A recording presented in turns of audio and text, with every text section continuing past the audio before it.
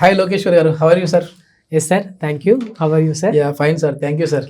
Sir, చాలా మంది మగవాళ్ళలో సంతాన లేని సమస్యకి కారణం అంటే ఒకప్పుడు ఆడవాళ్ళ మీద మాత్రమే లేదు, మీ వల్లే పిల్లలు పుట్టలేదు అని చెప్పేసి అనేవాళ్ళు. కానీ ఇప్పుడు చూస్తే మగవాళ్ళ సెక్షువల్ లైఫ్ మీద, అదే విధంగా అందులో ఉన్న స్పెర్మ్ క్వాలిటీ మీద కూడా ఇంపాక్ట్ అయిపోతూ ఉంది. అవును సార్. టెస్ట్ చేయిస్తేమో అసలు కౌంటే లేదు, మొత్తం అసలు జీరో అయిపోయింది, అజోస్పెర్మియా అలిగోస్పెర్మియా అని ఏవో చెప్తా ఉన్నారని చెప్పేసి అంటారు. మరి హోమియోపతికి వీళ్ళు వచ్చారనుకోండి సార్, వాళ్ళ స్పెర్మ్ కౌంట్ని పెంచుకునే విధంగా మెడిసిన్స్ ఉన్నాయా అండి? మొటిలిటీ కావచ్చు, ఇవన్నీ కూడా. ఖచ్చితంగా సార్.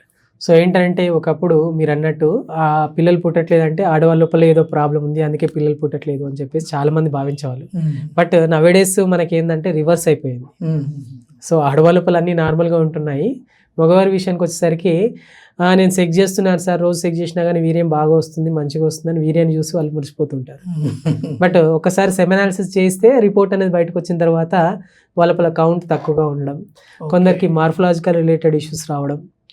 సో సెమెనాలిసిస్ చేసినప్పుడు దాని లోపల స్పర్మ్ కౌంట్ అనేది తక్కువగా ఉన్నట్లయితే ఆ కండిషన్ని మనం ఆలిగోస్పర్మియా అని చెప్తుంటాం అనమాట. సో ఈ ఆలిగోస్పర్మియా సమస్యతోటి చాలా మంది సఫర్ అవుతున్నారు. సో వాళ్ళలో ఉన్నటువంటి అలవాట్లు లైక్ ఆల్కహాలే కావచ్చు, స్మోకింగే కావచ్చు, ఒబేసిటీ కావచ్చు, అండ్ వర్క్ రిలేటెడ్ స్ట్రెస్ వల్ల కావచ్చు, యాంగ్జైటీ వల్ల కావచ్చు, స్లీప్ ప్రాపర్గా లేకపోవడం వల్ల కావచ్చు, మనం తీసుకున్నటువంటి ఫుడ్ లోపల వైటమిన్ డెఫిషియన్సీ వల్ల కావచ్చు, మినరల్ డెఫిషియన్సీ వల్ల కావచ్చు, మన శరీరం లోపల స్పర్మ్ కౌంట్ అనేది తగ్గిపోవడానికి అవకాశం ఉంటుంది. సో ఈ స్పర్మ్ కౌంట్ యూజువల్గా ఏంటంటే మనకు 60 to 120 మిలియన్స్ ఉంటే నార్మల్, న్యాచురల్, మంచిగా ఉంది అని చెప్పి చెప్తుంటాం. వేరాజ్ కొందరు లోపల సెమెనాలిసిస్ చేయించినప్పుడు చూస్తారు, సార్ నేను సెక్స్ చేసినప్పుడు మంచిగా ఉంది సార్, ఎందుకు సార్ టెస్ట్ ఇప్పుడు నాది మంచిగా ఉందని చెప్పేసి వాదించే వాళ్ళు కూడా చాలా మంది ఉంటారు. అంటే ఇప్పుడు వాళ్ళు క్వాంటిటీ బాగుంటే, బయటకు వచ్చినప్పుడు క్వాంటిటీ బాగుంటే అది బాగుందని కాదు, లోపల స్పెర్మ్ కౌంట్ ఎంత ఉంది అనేది important. Yes sir, yes sir. Okay okay. అంటే ఎంత కౌంట్ ఉండాలి సార్ మామూలుగా? యూజువల్గా అందరు కూడా ఇది అనుకుంటారు, ఏంటంటే స్పర్మ్ వచ్చిందంటే ఇంకా నాకు మంచిగా ఉంది అని చెప్పేసి అనుకుంటారు. బట్ స్పర్మ్ రావడం, సెమెన్ బయటికి రావడం, దాని లోపల స్పర్మ్ కౌంట్ ఉండడం అనేది చాలా ఇంపార్టెంట్ అనమాట. సెమెన్ని చూసి ఖచ్చితంగా స్పర్మ్ ఉంటుందని కూడా చెప్పడానికి లేదు. సో సెమెనాలిసిస్ చేసినప్పుడు దాని లోపల చాలా మంది లోపల ఏంటంటే కొందరు లోపల అజోస్పర్మియా అంటే కంప్లీట్లీ నీళ్ళు వచ్చిన కేసెస్ కూడా మనం చూసాం.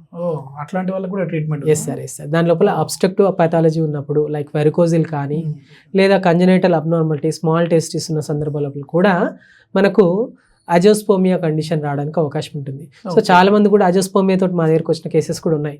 సో అజోస్పర్మియాని ఖచ్చితంగా హోమియోపతి తోటి ట్రీట్ చేయొచ్చు అని అంటే, అబ్స్ట్రక్టివ్ ప్యాథాలజీ ఏదైనా ఉంది, వెరికోజిల్ ఏదైనా ఉంది అని అంటే దాన్ని చేయడానికి అవకాశం ఉంటుంది, సర్జరీ లేకుండా. అండ్ వేరాజ్ మనకు బయాప్సీ చేసిన తర్వాత కూడా దాని లోపల స్పెర్మటోజెనిసిస్ లేదు అని అంటే మాత్రం ఆ కండిషన్ మనం ట్రీట్ చేయడానికి మెడికల్గా ఎక్కడ కూడా పాసిబిలిటీ లేదు. బట్ స్పెర్మటోజెనిసిస్ సీన్ అని చెప్పేసి మనకు వచ్చింది రిపోర్ట్లో అని అంటే మాత్రం ఖచ్చితంగా దాన్ని ఇంప్రూవ్ చేయడానికి అయితే హోమియోపతి లోపల, హోమియో వైద్య లోపల చక్కటి మెడిసిన్స్ ఉన్నాయి. అసలు కౌంట్ ఎంత ఉండాలి sir, sperm count? So world health organization guidelines ప్రకారంగా 60 to 120 మిలియన్స్ ఉంటే నార్మల్ అని మనం మాట్లాడుకోవచ్చు అనమాట. బట్ 45 మిలియన్స్ ఉన్న పిల్లలు పుట్టడానికి అవకాశం ఉంటుంది, 30 మిలియన్స్ ఉన్నా కానీ పిల్లలు పుట్టడానికి అవకాశం ఉంటుంది, కొందరు లోపల 10 మిలియన్స్ ఉన్నా కానీ పుట్టడానికి అవకాశం ఉంటుంది. బట్ ఆ కౌంట్ ఉండడం ఒక ఎత్తు అయితే దాని లోపల మోటిలిటీ, మార్ఫలాజికల్గా ఇబ్బందులు ఉంటే పిల్లలు పుట్టడానికి అవకాశం ఉండదు. మోటిలిటీ అంటే మామూలుగా స్విమ్ చేస్తూ ఉంటారు అని అంటుంటారు కదా, అదేనా అండి? అంటే కదలిక బాగుండాలి, కదలిక అనేది ప్రాపర్గా ఉండాలన్నమాట. ఆ కదలిక ఎప్పుడు ఉంటుందంటే ప్రతి ఒక్క శుక్రకణానికి, స్పర్మ్కి ఏంటంటే హెడ్, నెక్, టెయిల్ అనేది ఉంటాయి అనమాట. సో కొందరు లోపల ఏంటంటే tail defected, head defected, neck defected and sperms అని చెప్పేసి మనకు సెమెనాలిసిస్ రిపోర్ట్లో వస్తుంటాయి అనమాట. సో ఈ డిఫెక్టెడ్ స్పర్మ్స్ ఉన్నప్పుడు అస్థినోస్పర్మియా అని చెప్పేసి, టెరటోస్పర్మియా అని చెప్పేసి మనం మెడికల్గా చెప్తూ ఉంటాము. సో అస్థినోస్పర్మియా ఉన్న, టెరటోస్పర్మియా ఉన్న ఆ సందర్భాల కూడా మనకి ఇన్ఫర్టిలిటీకి దారి తీయడానికి అవకాశం ఉంటుంది. సో స్పర్మ్ కౌంట్ చూస్తే మనకు మంచిగా ఉంది, 60 మిలియన్స్ ఉంది, 45 మిలియన్స్ ప్లస్ ఉంది, 120 మిలియన్స్ ఉంది. బట్ మంచి లేకపోతే ఎంత, ఎన్ని మిలియన్స్ ఉన్నా వేస్టే అనమాట. సో 120 మిలియన్స్ ఉంది, ఖచ్చితంగా పిల్లలు పుడతారా అని అంటే మార్ఫలాజికల్గా మనం స్ట్రక్చర్ మంచిగా ఉంటేనే పుట్టే పిల్లలు కూడా స్ట్రాంగ్గా ఉంటారు, అండ్ ప్రెగ్నెన్సీ కూడా ఎర్లీ రావడానికి అవకాశం ఉంటుంది. సో స్ట్రక్చరల్గా వీక్గా ఉండి, హెడ్ డిఫెక్టెడ్, టైల్ డిఫెక్టెడ్ ఉండి ప్రెగ్నెన్సీ వచ్చిన కొందరు లోపల మిస్క్యారేజెస్ అవ్వడం, వితిన్ 3 months లోపల అబార్షన్స్ అవ్వడం, అబార్షన్ అయినప్పుడు మీరేదో లోపం అంటే అమ్మాయిల్లో లోపం వల్ల ఇలా అయిపోయిందని చాలా మంది భావిస్తుంటారు. బట్ స్ట్రక్చరల్గా head defected, neck defected, tail defected ఉన్నప్పుడు కూడా ప్రెగ్నెన్సీ కంటిన్యూగా 9 months అవుతుందని కూడా చెప్పడానికి లేదనమాట. సో ముందే ప్రెగ్నెన్సీకి ప్లాన్ చేసే ముందు సెమెనాలిసిస్ చేసుకొని కౌంట్ పరంగా ఏ విధంగా ఉంది, మార్ఫలాజికల్గా ఏ విధంగా ఉంది, స్ట్రక్చర్ పరంగా ఏ విధంగా ఉంది, మోటిలిటీ ఏ విధంగా ఉంది అనేది గుర్తించుకొని కొంత లోపల STDs సెక్షువల్లీ ట్రాన్స్మిటెడ్ డిసీజెస్ ఉండడం వల్ల కూడా ఈ కౌంట్ అనేది తగ్గిపోవడానికి అవకాశం ఉంటుంది. సో ఏంటి కారణం ఏంటి, ఒకవేళ తక్కువగా ఉందంటే కారణం ఏంటి, ఏదైనా వెరికోజిల్ ఉందా, లేకపోతే హైడ్రోసిల్ ఉందా, లేకపోతే టెస్టికల్ సైజ్ చిన్నగా ఉందా, ఏంటని మనం గుర్తించి మనం మెడిసిన్స్ అని అందించినట్లయితే ప్రాబ్లం అనేది సాల్వ్ అవుతుంది. హెల్దీ ప్రెగ్నెన్సీ వస్తుంది, హెల్దీ బేబీ కూడా వస్తుంది అనమాట. ఓకే, ఇప్పుడు మామూలుగా ఇవి దేని వల్ల తగ్గుతూ ఉంటాయి సార్? అంటే ఇప్పుడు మేము హెల్దీ ఫుడ్డే తీసుకుంటున్నాము, మార్నింగ్ వచ్చేసి వాకింగ్ వెళ్తున్నాము, అంత బాగానే ఉంది, వెరికోసిల్ మాకు లేదు, అయినప్పటికీ ఎందుకు ఈ సమస్య వస్తుంది అని చెప్పేసి అనేవాళ్ళు ఉంటారు కదా.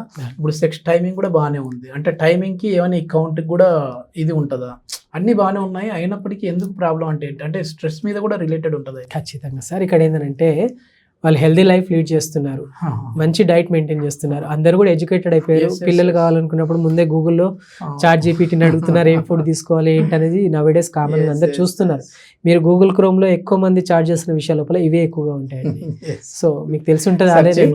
ఎస్, బట్ ఏం తీసుకోవాలి, ఏ ఫుడ్ తీసుకోవాలి, డైట్ మీద చాలా మంది కూడా అవగాహన వచ్చేసింది. బట్ ఫుడ్ పరంగా మంచిగా తీసుకుంటున్నాము and healthy life style maintain చేస్తున్నాము. ఇవి మెయింటైన్ చేసే కంటే ముందు వెరికోసిల్ కూడా లేదు, అయినా కానీ మాకు ఎందుకు పిల్లలు పుట్టట్లేదు, కౌంట్ ఎందుకు తగ్గిందని చెప్పేసి చూసినట్లయితే, ఏదైతే యాంగ్జైటీ ఉంటుందో, ప్రెగ్నెన్సీ రావాలని ఏదైతే యాంగ్జైటీ ఉంటుందో, ఈ యాంగ్జైటీ అనేది మిగతా అన్ని చేసినటువంటి 100% వర్క్ ఏదైతే చేస్తారో ఫిజికల్ యాక్టివిటీ ఇదన్నిటిని కూడా ఫెయిల్ చేస్తుంది అనమాట. సో ప్రెగ్నెన్సీ రావాలనుకున్నప్పుడు న్యాచురల్గా ప్రశాంతంగా ప్రయత్నించాలి, కానీ ఏదో ఇది ఖచ్చితంగా ఇప్పుడు అయిపోవాలి యుద్ధం అన్నట్టు చేస్తే మాత్రం అదొక రకమైన స్ట్రెస్ వల్ల కూడా, దానివల్ల కూడా కౌంట్ రిలేటెడ్ ఇష్యూస్ రావడానికి అవకాశం ఉంటుంది. మన బాడీ లోపల ఉన్నటువంటి హార్మోన్స్ చేంజెస్ వస్తాయి, హార్మోన్ రిలేటెడ్ ఇష్యూస్ వచ్చినాయంటే కౌంట్ కూడా తగ్గడానికి అవకాశం ఉంటుంది. సరే, ఈ మధ్య ఎక్కువగా ఈ సంతానం లేని సమస్యతో డాక్టర్ కేర్కి వచ్చేవాళ్ళు ఎట్లాంటి వాళ్ళని మీరు చూస్తున్నారు? ఎందుకంటే ఒక అపోహ అయితే ఉంది, IT ఎంప్లాయీస్కే ఈ విధంగా జరుగుతూ ఉంటుందని. IT వాళ్ళనే చూస్తున్నారా, నాన్ IT కూడా చూస్తున్నారా? లేదు సార్, ఇది కేవలం అపోహ మాత్రమే. సో ఒకప్పుడు ఏంటంటే IT ప్రొఫెషనల్ వాళ్ళకి కౌంట్ రిలేటెడ్ ఇష్యూస్ ఎక్కువగా ఉన్నాయి, లేకపోతే ఈ ప్రాబ్లం అని. బట్ ఇప్పుడు నవేడేస్ స్ట్రెస్ లేని లైఫ్ ఎవరికి లేదు. సో నార్మల్గా కూలీ చేసే వాళ్ళని మొదలు పెట్టుకుంటే IT ప్రొఫెషనల్ వరకు అన్ని రకాల ఏజ్ గ్రూప్లో వాళ్ళు కూడా ఉన్నారు, అన్ని రకాల పనులు చేసే వాళ్ళు కూడా మన దగ్గరికి ఈ ప్రాబ్లం రిలేటెడ్గా, సెక్షువల్ రిలేటెడ్గా, కౌంట్ రిలేటెడ్ కూడా వస్తున్న వాళ్ళు ఉన్నారు. ఒకప్పుడు విలేజెస్లో ఉండేవాళ్ళు చాలా హ్యాపీ లైఫ్ని, హెల్దీ లైఫ్ని లీడ్ చేసే వాళ్ళు కూడా ఉన్నారు, వాళ్ళు కూడా కౌంట్ రిలేటెడ్ ప్రాబ్లంతో వస్తున్న వాళ్ళు కూడా ఉన్నారు. ఓకే, మొత్తానికి దీనికి ఈ అంటే ఈ జాబ్ చేస్తున్నారు, ఆ జాబ్ చేస్తున్నారు అనేది కాదు, ఒకవేళ బాడీలో ప్రాబ్లం ఉందంటే వచ్చేసేది ఈ సమస్య. సో ఈ ప్రొఫెషన్ బట్టి ఈ ప్రాబ్లం వస్తుందని చెప్పడానికి అయితే, ఈ ప్రాబ్లం వస్తుందని చెప్పడానికి అయితే లేదు. సో హెల్దీ లైఫ్ లీడ్ చేస్తున్న వాళ్ళ కూడా రావడానికి అవకాశం ఉంటుంది. సో నా ఉద్దేశం ప్రకారం ఏంటంటే, ఎవరైతే మ్యారేజ్ చేసుకుంటారో బిఫోరే, మ్యారేజ్ కంటే ముందే ఒకసారి సెమెన్ అనాలిసిస్ చేయించుకొని కౌంట్ రిలేటెడ్ ఇష్యూస్ ఉన్నాయా లేదా తెలుసుకొని పెళ్లి చేసుకుంటే ఫ్యూచర్లో ఎలాంటి ఇబ్బందులు ఉండవని నేను చెప్పగలను. మెయిన్ ఏ టెస్ట్లు చేయించుకోవాలి సార్ వీళ్ళు? సో సింపుల్ మగవాళ్ళ లోపల చేయించుకోవాల్సిన సింపుల్ టెస్ట్ ఏంటంటే సెమెన్ అనాలిసిస్. ఓకే, ఈ సెమెన్ అనాలిసిస్ చేయించుకొని దాని లోపల కౌంట్ రిలేటెడ్ తక్కువగా ఉంది అని అంటే మాత్రం నెగ్లెక్ట్ చేయకుండా దాని ట్రీట్మెంట్ తీసుకుంటే, అంటే కౌంట్ చూసి ఇమీడియట్లీ మళ్ళీ భయపడొద్దు. సో ఏదో తక్కువ వచ్చేసింది నేను మ్యారేజ్కి పనికిరాను అని మాత్రం అనుకోకూడదు. బట్ దానికి రిలేటెడ్ ట్రీట్మెంట్ అనేది డాక్టర్ కేర్ హోమియోపతి లోపల, హోమియో వైద్య విధానం లోపల చక్కటి మెడిసిన్స్ ఉన్నాయి. సో వాటిని ఇంప్రూవ్ చేసుకొని ఫర్దర్గా మ్యారేజ్ ప్లాన్ చేసుకుంటే ఫ్యూచర్లో ఎలాంటి ఇబ్బందులు ఉండవు. ఇది మొత్తానికి మెయిల్ ఇన్ఫర్టిలిటీకి సంబంధించి చాలా వరకు అద్భుతమైన ట్రీట్మెంట్ అనేది డాక్టర్ కేర్ హోమియోపతిలో ఉంది అని చెప్పేసి డాక్టర్ లోకేశ్వర్ గారు అయితే చెప్తున్నారు. మీలో కూడా డాక్టర్ గారు చెప్పిన ఈ లక్షణాలు కనిపిస్తున్నాయి. మేము ఎన్నో ఐవీఎఫ్లన్నీ కూడా టెస్ట్లు అన్ని తిరుగుతూ ఉన్నాము. సో ఈ కౌంట్ మాకు తగ్గింది, దీన్ని పెంచుకునే విధంగా ఎన్నో చూసాము, కానీ ఫలితం లేదు అని అనుకున్న వాళ్ళకైతే డాక్టర్ కేర్లో ది బెస్ట్ ఆప్షన్స్ ఉన్నాయని చెప్పేసి చెప్పారు. సో దీనికి సంబంధించిన ట్రీట్మెంట్ విధానం గురించి పూర్తిగా తెలుసుకోవాలనుకుంటే కింద స్క్రోల్ అయ్యే నెంబర్కి కాల్ చేసేసి అపాయింట్మెంట్ ద్వారా మీరు డాక్టర్ గారిని కలవచ్చు. Thank you sir. Thank you sir.